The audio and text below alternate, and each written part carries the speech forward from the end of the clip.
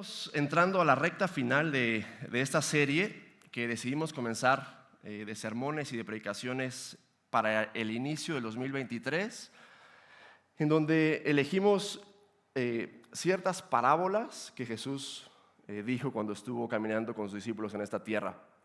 Y entramos a la recta final porque falta hoy y 2 domingos más para terminar y cerrar esta serie, y esperamos que cuando presentamos series podamos no solamente ir domingo con domingo, sino tener este tiempo de ver qué es lo que ha pasado en las últimas semanas, por qué estamos hablando de esto y cómo se conecta esto con esto otro. Es como una historia que vamos hilvanando, y es increíble porque esas parábolas son pequeñitas historias terrenales que tienen un significado celestial, y son historias tan simples pero con una profundidad tan grande que solamente el Rey del Universo, el Hijo de Dios, podría contar algo tan profundo de una manera tan simple y al mismo tiempo llegar tan adentro de los corazones de la gente. Hemos dicho que Jesús tiene la habilidad de tomar cualquier cuestión cotidiana para que la gente, como nosotros, los borregos, dice, este grupo de gente que no somos los más brillantes ni los más inteligentes, podamos entender un poquito de lo que está diciendo Jesús. Y utiliza cosas como una planta, como una higuera o como una puerta. O la semana pasada nos decía el pastor sobre un administrador. Es como si Jesús agarrara cualquier parte de tu vida hoy en día y dijera: imagínate que pasa esto en tu día a día. Y con esa simplicidad Jesús nos reta no solamente a aprender, pero lo hemos dicho una y otra vez, lo más difícil que es desaprender. Que es fácil aprender, pero desaprender algo que tienes arraigado, que tú pensabas que era de una manera, y que Jesús te diga: a ver, quizás lo estás viendo de una manera que no es completamente como es.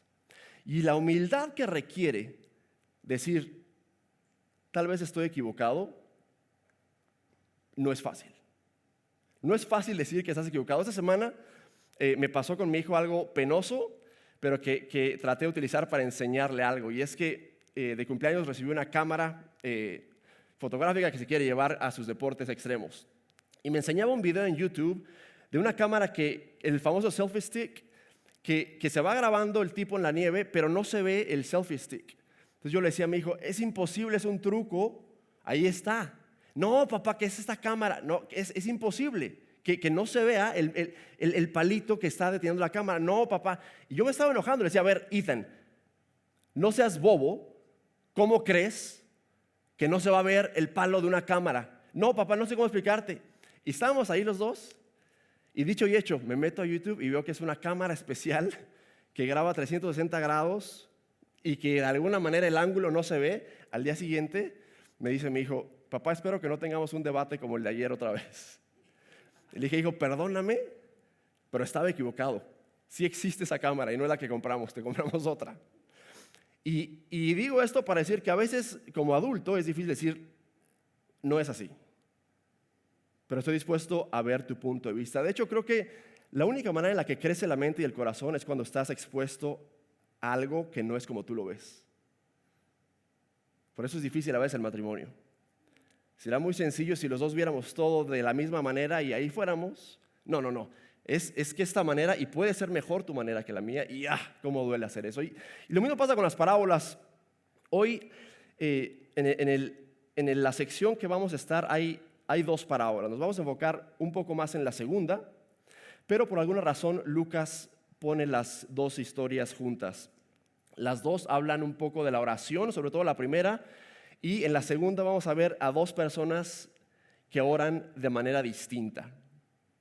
Y dice la palabra de Dios en Lucas capítulo 18, versículo 1. Si tienes tu Biblia contigo la puedes abrir, y si no la vamos a tener aquí arriba. Dice la palabra de Dios: Jesús les contó a sus discípulos una parábola para mostrarles que debían orar siempre sin desanimarse. Les dijo: había en cierto pueblo un juez que no tenía temor de Dios ni consideración de nadie. Versículo 3, en el mismo pueblo había una viuda que insistía en pedirle: hágame usted justicia contra mi adversario. Durante algún tiempo, él, el juez, se negó, pero por fin concluyó: aunque no temo a Dios, ni tengo consideración de nadie, honesto por lo menos el juez, no temo a Dios ni tengo consideración de nadie, como esta vida no deja de molestarme, voy a tener que hacerle justicia, no sea que con sus visitas me haga la vida imposible. Continuó el Señor: tengan en cuenta lo que dijo el juez injusto. ¿Acaso Dios no hará justicia a sus escogidos que claman a Él día y noche? ¿Se tardará mucho en responderles? Les digo que sí les hará justicia y sin demora. No obstante, cuando venga el Hijo del Hombre, pregunta Jesús, ¿encontrará fe en la tierra? No en todas las parábolas Jesús dice explícitamente para qué la dice ni a quién se lo dice. En esta, en el versículo 1, ¿qué dice? Les contó a sus discípulos una parábola para mostrarles que debían orar siempre y sin desanimarse. ¿Alguien aquí se ha desanimado en una oración porque Dios no responde?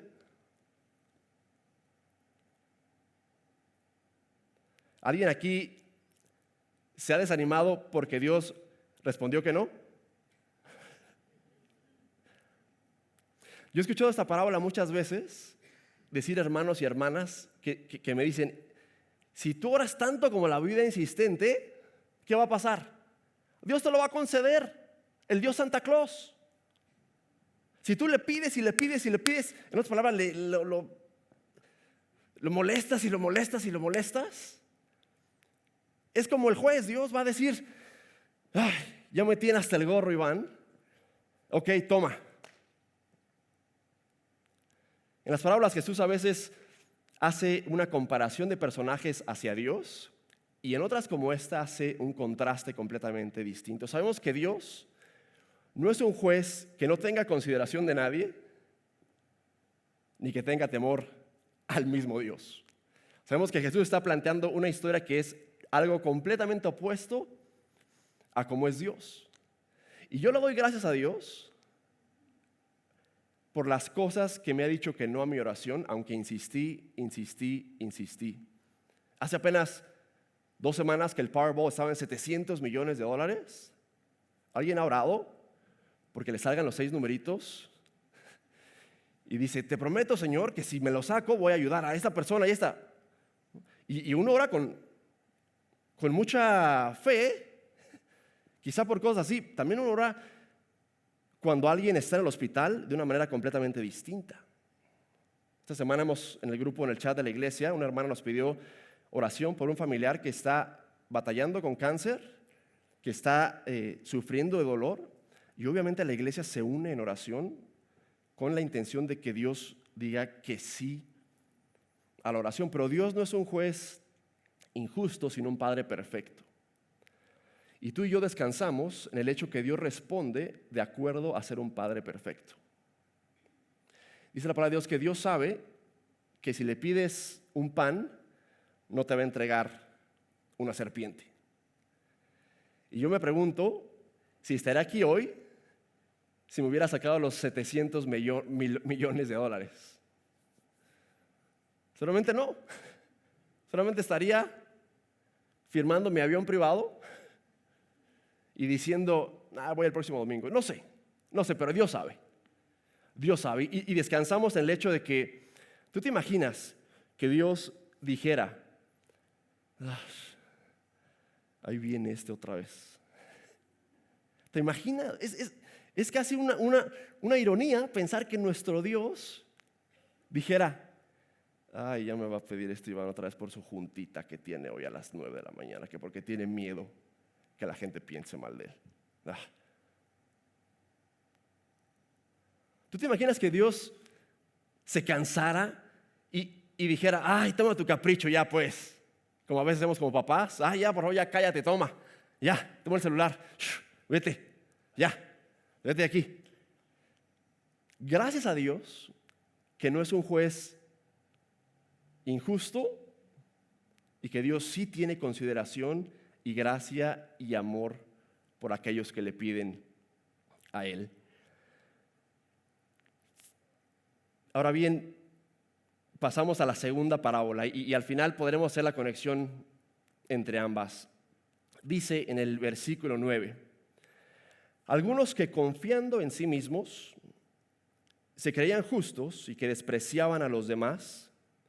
Y voy a tenerme aquí un momento. ¿Te suena esa frase un poco a cómo era el juez? ¿Sí? Aquellos que confiando en sí mismos y que se creían justos y despreciaban a los demás, Jesús les contó esta parábola. 2 hombres subieron al templo a orar. Uno era fariseo y el otro recaudador de impuestos. Versículo 11, el fariseo se puso a orar consigo mismo y dijo, oh Dios, te doy gracias porque no soy como otros hombres, ladrones, malhechores, adúlteros, ni mucho menos como ese recaudador de impuestos. Ayuno 2 veces a la semana, doy la 10ª parte de todo lo que recibo. En cambio, el recaudador de impuestos, que se había quedado a cierta distancia, ni siquiera se atrevía a alzar la vista al cielo, sino que se golpeaba el pecho y decía, oh Dios, ten compasión de mí, que soy un pecador. Termina Jesús diciendo, les digo que este y no aquel volvió a su casa justificado ante Dios, pues todo el que a sí mismo se enaltece será ¿qué? Humillado. Y el que se humilla será ¿qué? Enaltecido. Hoy hablamos de un Dios que enaltece. Y esta es una palabra en donde Dios nos deja de manera hermosa entrar en uno de sus poderes, que es ver lo que piensa la gente cuando ora. Si tú te imaginas lo que sería un aparato que pudiéramos ver en este momento, todo lo que pasa por tu mente, o lo que pasó por tu mente esta semana, que te dijera, préstame tu chip. Veamos qué pasó en la mente del hermano. Y que pasara lo más oscuro, y lo más hermoso, y lo más feo. Entonces dice Jesús, en esta parábola, Dios sabe lo que están pasando 2 personajes. Y es bien importante que entendamos que los 2 personajes son bastante significativos en la cultura de Jesús en el tiempo. Una cosa que tienen en común ambos, el fariseo y el cobrador de impuestos, es que fuera de su círculo de allegados, no son muy queridos por la sociedad. Entre el recaudador de impuestos y el fariseo, entre fariseos, seguramente se apapachaban y se amaban, y entre cobradores de impuestos seguramente eran un grupazo de amigos, pero fuera de esos 2 grupos, la gente en general no los estimaba como algo grandioso ni como algo bueno. El fariseo era un líder religioso con estatus no solamente religioso, sino social.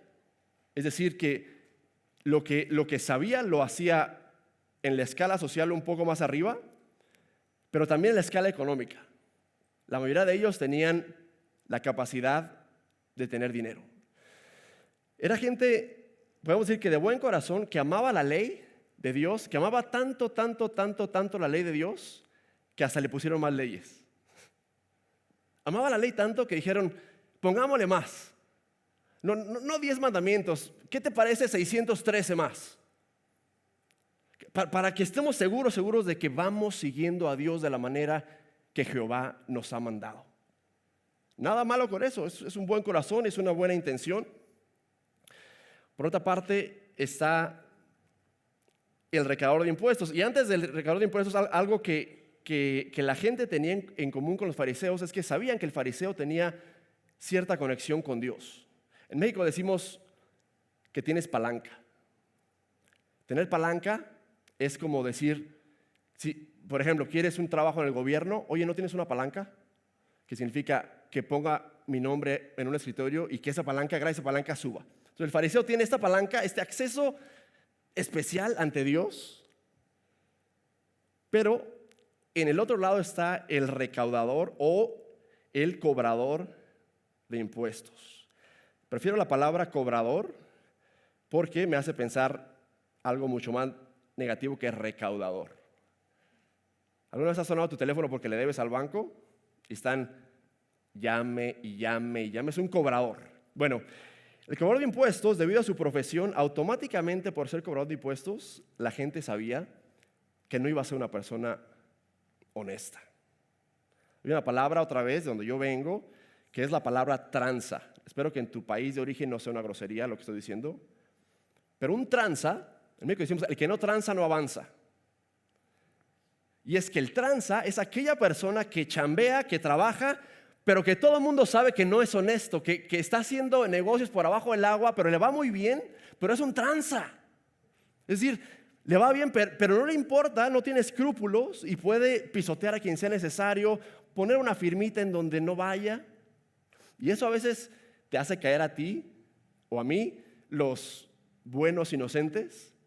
Yo recuerdo, y lo confieso, cuando saqué mi permiso de conducir, mi primer permiso en México, mi licencia, mi papá tenía un amigo en la delegación, ¿no? Palanca, donde daban los permisos. Y en México no podías en aquel entonces sacarlo si no tenías 18. Yo tenía 17. Y la palanca, mi papá me dijo, en tu acta de nacimiento, ponle corrector al 84, 1984, y ponle un 3.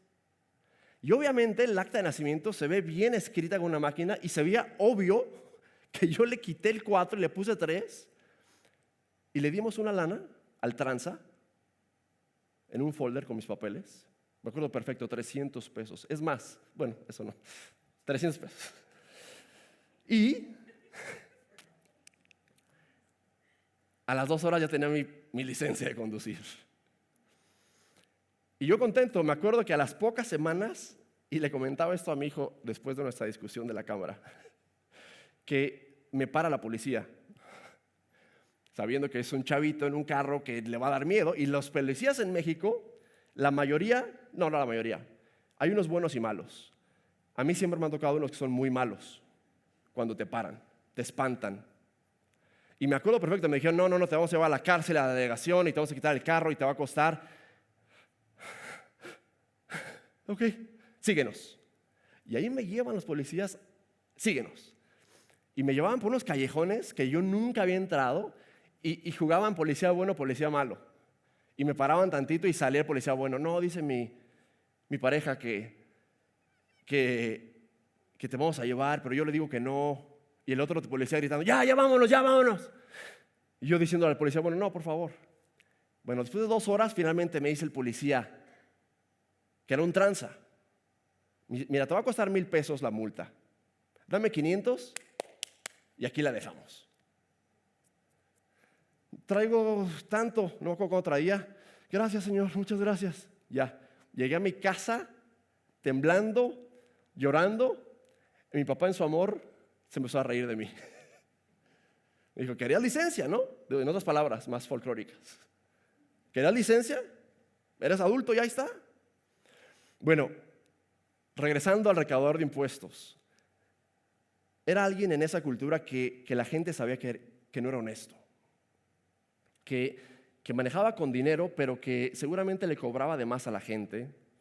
Seguramente le decía, si me das esto, yo pongo la palanca por acá. No sé cómo funcionara, pero la gente sabía que no era alguien honesto. De hecho, es triste pensar que seguramente alguien que se aprovechaba de los que tenían menos.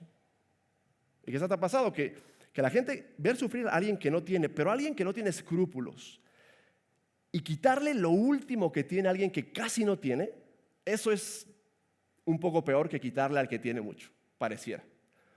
Y están estos dos personajes en la parábola. Y empieza el fariseo, dice que subieron al templo, típicamente el templo está arriba de una colina porque es la señal de que Dios mora en lo más alto de la luz de la ciudad. ¿Y qué hace el fariseo? Comienza a orar de una manera hermosa, dando gracias a Dios. Gracias a Dios. Es decir, yo lucho, no sé tú, pero en mi oración yo trato todos los días de que mi oración no se convierta en petición a los 30 segundos de haber comenzado a hablar con mi Padre. ¿A qué me refiero?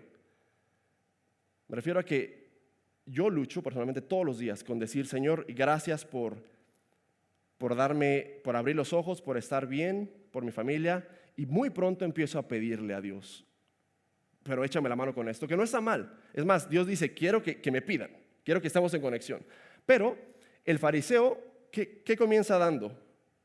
Gracias, ¿cierto? Pero gracias por lo adecuado o por lo inadecuado. ¿Qué dice? En una posición típica de un hombre judío, de un fariseo, seguramente está pensando, Señor, gracias. En su mente dice Dios, ¿por qué no soy como mi hermano Juan? No soy tan malo como él. Está dando gracias a Dios y al mismo tiempo ensalzándose. Le está diciendo, Señor, gracias que me hiciste guapo y no feo como a él. ¿Qué capacidad de Jesús de decir una historia en donde alguien que conoce a Dios, crea que lo conozca también, que le está dando gracias a Dios porque no soy tan malo como este otro? ¿Y qué dice el fariseo? No soy como otros hombres. Menciona ciertos ejemplos, ladrones. ¿Quién será un ladrón? El recaudador. Es un ladrón con traje, es un ladrón quizá que no roba a punta de pistola, pero hay ladrones que roban. A mí me ha tocado hablar con hermanos en esta iglesia que su jefe no lo roba a punta de pistola, pero les quita el seguro social y les quita tanto del cheque y les está robando. Es un ladrón. No lo está asaltando con una pistola, pero es un ladrón. Dice el fariseo, como aquellos ladrones, malhechores, adúlteros, pero sobre todo, ni mucho menos como este recaudador de impuestos. Es decir, como si dijera que el recaudador de impuestos es mucho peor que los malhechores, que los ladrones y que los adúlteros. Y no solo termina ahí el fariseo, dice, no solo no soy malo, pero soy muy bueno. ¿Qué dice? Voy todos los domingos a Vida Abundante a las 4 de la tarde. Y ayunado, como dice el pastor. Voy el domingo cuando está el Super Bowl a las 5:30. Ahí estoy, padre. Y doy los de 100. Y me porto bien. ¿Qué más dice?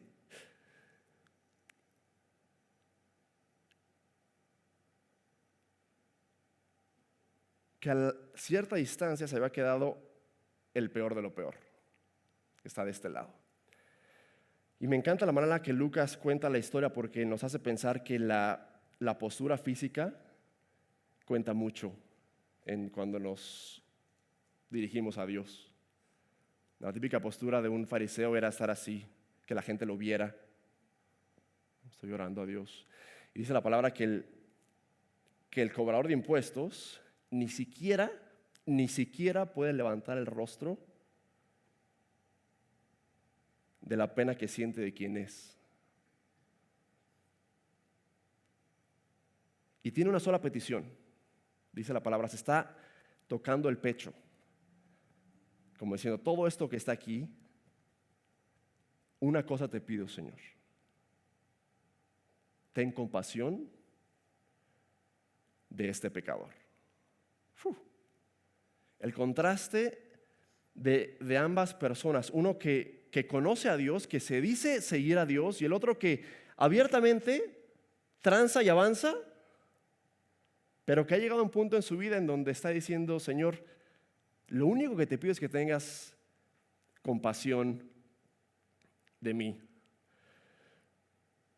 No sé si te ha pasado, pero hay dos clases de pecadores en la comunidad cristiana. Dos clases. Los que aceptan ser pecadores y los que no aceptan ser pecadores o fingen no ser pecadores.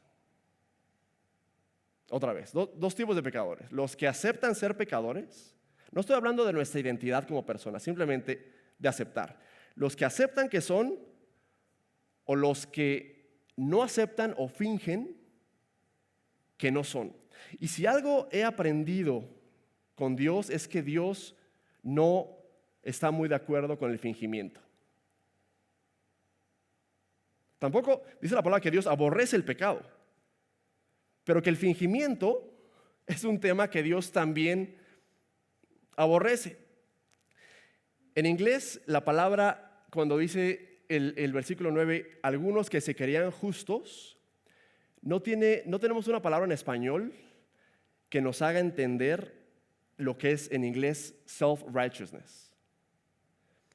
Y self-righteousness es el decir que eres justo por ti mismo, que no necesitas a nadie más.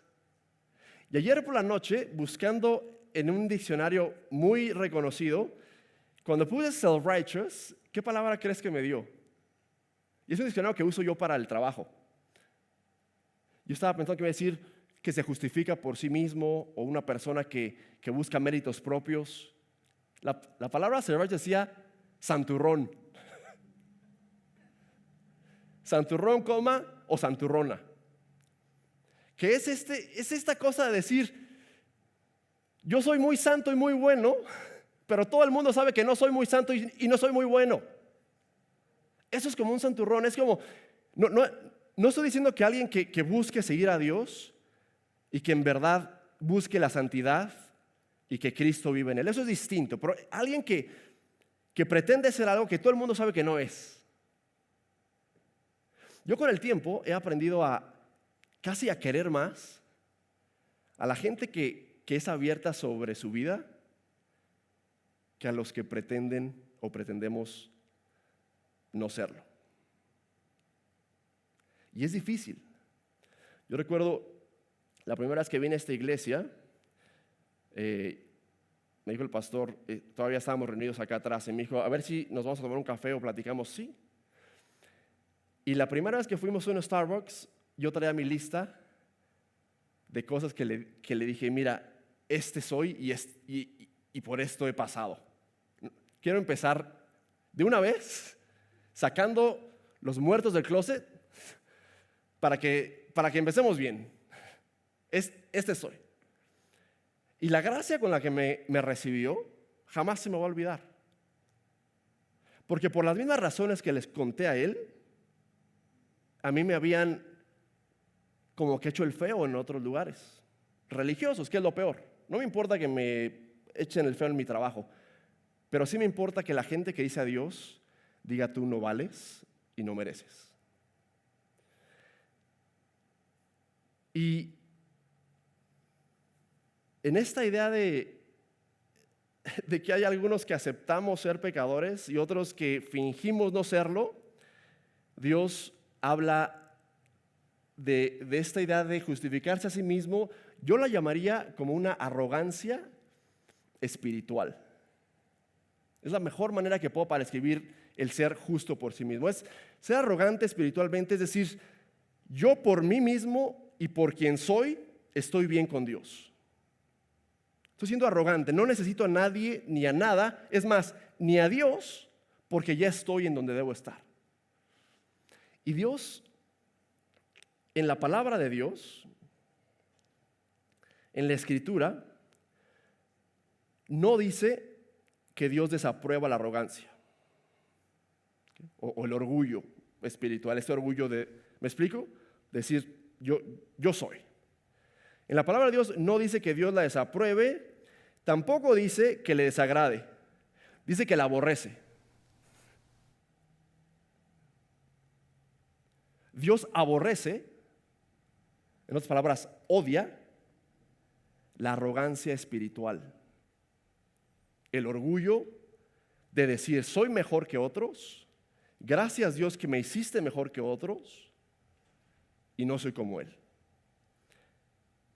Pero dice la palabra, por ejemplo, Proverbios 8:13, yo aborrezco el orgullo y también la arrogancia.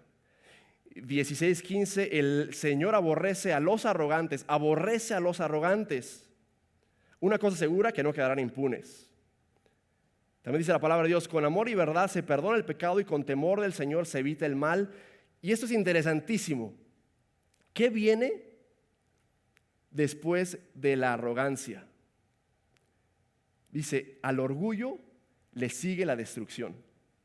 Otro proverbio. Al orgullo le sigue la destrucción. Es decir, el orgullo y la arrogancia es un paso antes de que realmente estés en lo peor que creas que has estado. Y la palabra de Dios es sabia y sabe que a muchos de nosotros nos cuesta lidiar con ser humildes. Y mira, la humildad no tiene que ver con cómo te vistas. Yo conozco gente, y por mucho trabajé con ellos, que tienen zapatos rotos y son los más orgullosos. Y conozco amigos en esta ciudad con aviones privados que son los más humildes y buenos que te puedes imaginar. Así que no tiene que ver con lo que tienes ni cómo te vistas, pero a veces quizás sabiendo que Dios nos apartó y somos real sacerdocio y linaje escogido, ¿cómo le hacemos para aceptar esta verdad y no pasarme demasiado en mi identidad como hijo de Dios? Y quiero que quede claro que esta humildad no tiene que ver con ser menos como persona. De hecho, aquí mismo hemos predicado muchas veces lo importante que es verte al espejo y agradarte, y sobre todo decir soy hijo de Dios y mi identidad está en Dios. Pero esta humildad es algo que la palabra habla una y otra vez, y pareciera que es el punto de partida para estar con Dios bien. El punto de partida no es qué tanto has pecado, sino como el recaudador de impuestos, decir, Señor, no puedo ni verte a la cara.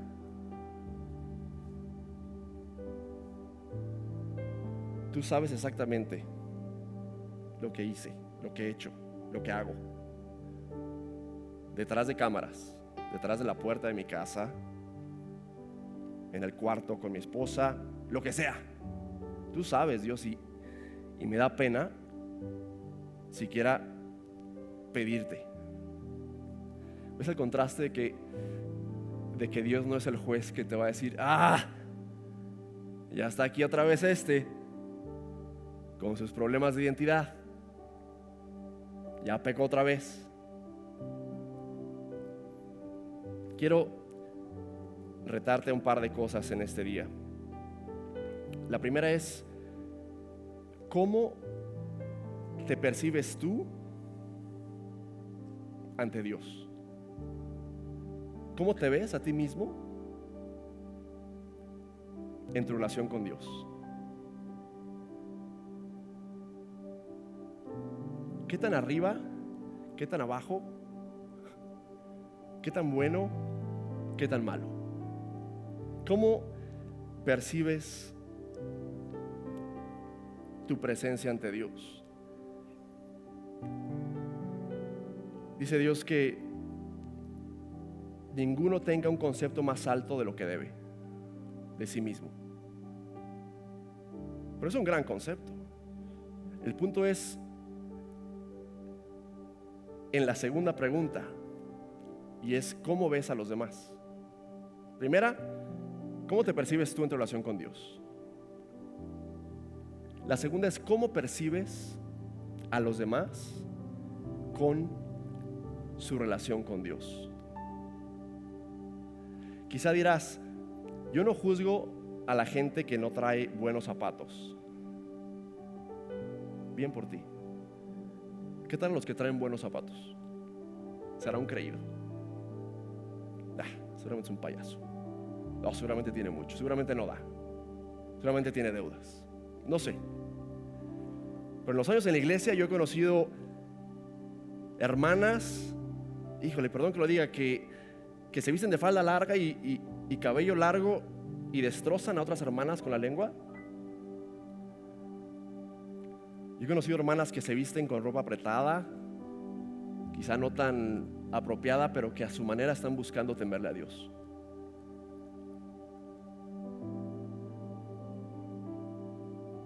Y nos damos cuenta que esta humildad es un tema de corazón.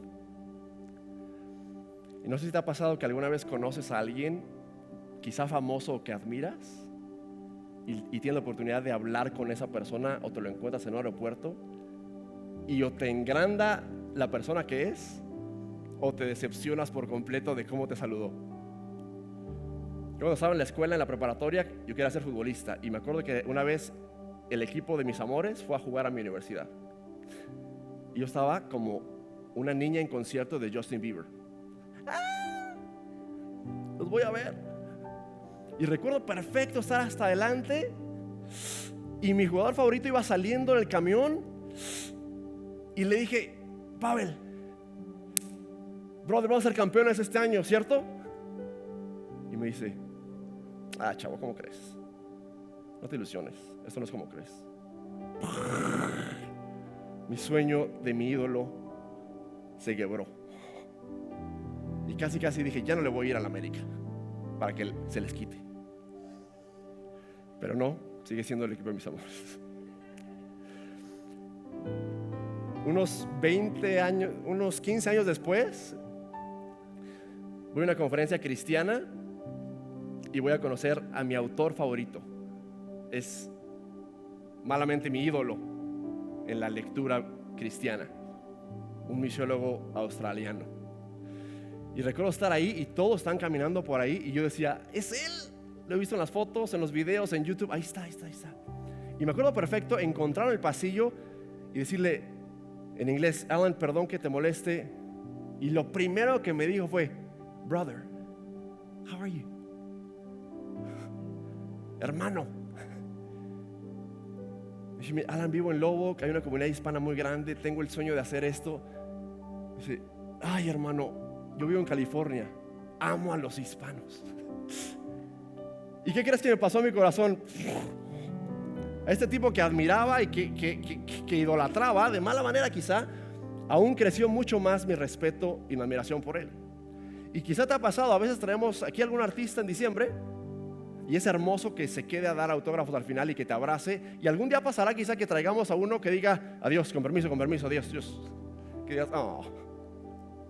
Juzgamos a la gente, pero Dios sabe la humildad de corazón. Quiero terminar con un par de cosas. En este segundo punto, cuando vemos a la gente, quiero invitarte a recordar dos cosas.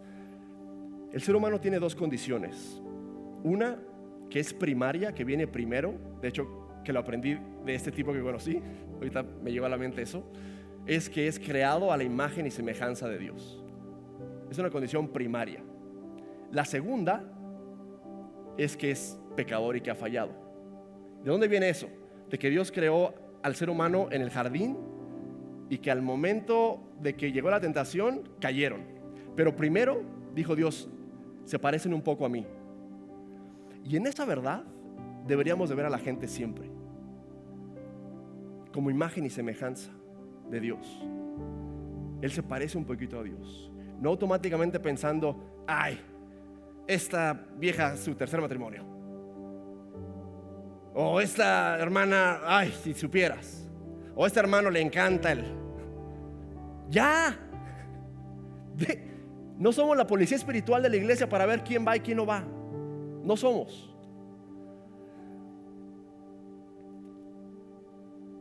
Te dejo con esto. Se necesita grandeza, dice un autor argentino. Se necesita grandeza para ser humilde.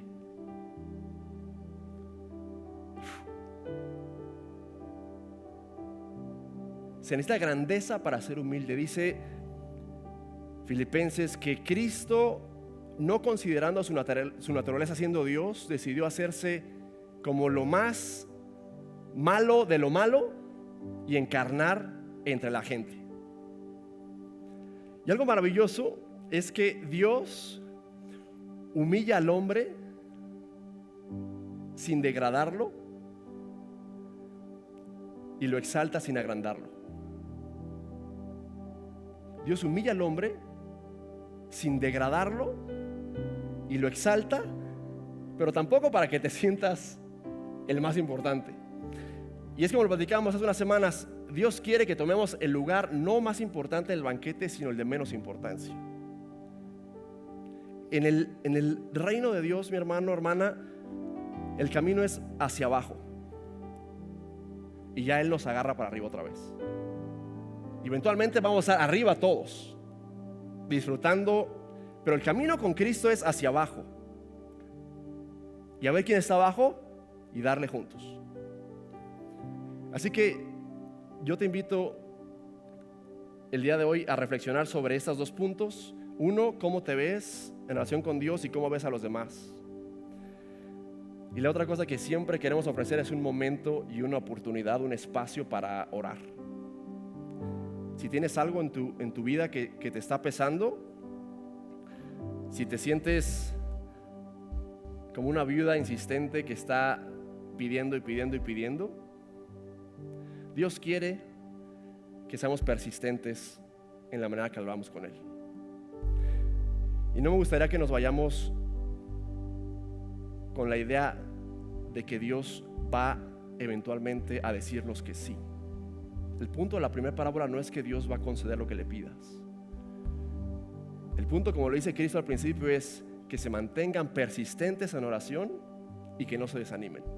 Porque el desánimo es de lo peor que te puede pasar en la vida. El desánimo es de lo peor que te puede pasar. Así que si tienes una oración, una petición, incluso si quieres ir al agua, todavía está calientito el bautisterio desde la mañana, es el momento. Es la canción de invitación, de dar el espacio para poder orar, para poder decirnos estamos juntos, para decirnos, Señor, quizá yo sea el más pecador de todos los que estamos aquí hoy, pero gracias porque me aceptas y me amas. Porque no conoce la gente quién soy realmente, pero tú sí. Y aunque a veces siento que no puedo darte el rostro, Señor, venimos ante ti. Padre Dios, te damos gracias, Señor, porque tú, a pesar de conocernos como nadie más nos conoce, Padre, nos amas, nos aceptas, Padre Dios, nos moldeas como barro, Dios. Señor, te pido en esta tarde que nos des, Señor, el espíritu de ver a los demás, no hacia abajo, Señor, pero hacia arriba, Señor. Que la manera en la que los tratemos te honra y te glorifique, Señor. No permitas que el orgullo ni esta arrogancia espiritual, Señor, se apodere de nuestros corazones, Señor. Señor, ayúdanos a engrandar la estima que tenemos de ser tus hijos, pero sin lastimar a nadie, Señor. Señor, ayúdanos también a luchar por vivir una vida que te agrade, Padre Dios. No a conformarnos con una imagen de pecador, Señor, sino sabiendo que tú día con día, Señor, nos moldeas, nos ayudas y nos cambias, Padre Dios. Yo te pido este día que podamos ayudarnos unos a otros, Señor, en este proceso de amor y de gracia, Señor. Ayúdanos a no juzgar, Padre Dios, a tener un corazón humilde, Dios, de aceptación, pero sobre todo, Señor, un rostro que refleje tu gloria y tu gracia a cualquier lugar a donde vayamos, Señor. Te doy gracias por cada una de las personas que estamos aquí en este lugar hoy, Padre Dios. Te pido que si hay gente que está sufriendo, Señor, con algo en su vida, en su matrimonio, en su familia, Señor, que podamos venir ante ti, Dios, esta hora, y que tú, Señor, trabajes de manera poderosa, Señor, confiando en que tú eres un buen Padre, Señor. Eres no solo bueno, pero eres perfecto, Señor. Confiamos en tu voluntad, Señor. Ayúdanos a mantenernos firmes y sin desanimarnos en este camino, Señor. Te lo pedimos, Padre, todo esto en el nombre precioso de aquel que no consideró ser Dios como algo a que aferrarse, sino vino a vivir entre nosotros y a mostrarnos el camino, Jesucristo. Amén.